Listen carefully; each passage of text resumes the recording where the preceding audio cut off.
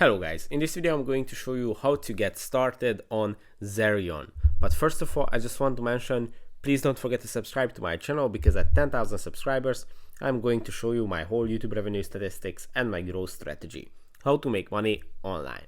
So let's jump into it. First, you have to download Zerion, obviously, and after you have downloaded it, you will see these messages from the app, a little introduction of what the app is doing. So explore the DeFi market, discover thousands of assets and see what's trending on to go, buy and sell in a single transaction, buy any tokens, liquidity share or vault at the best rates, and track your portfolio, view profits, loss, transaction history and aggregate returns across multiple wallets.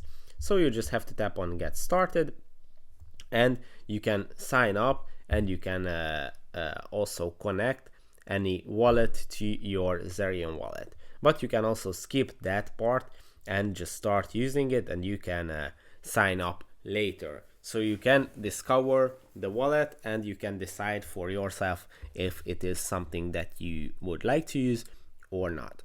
So yeah, that's pretty much it for this video. I hope it was helpful for you. If it was, please consider subscribing and see you in the next one. Bye bye.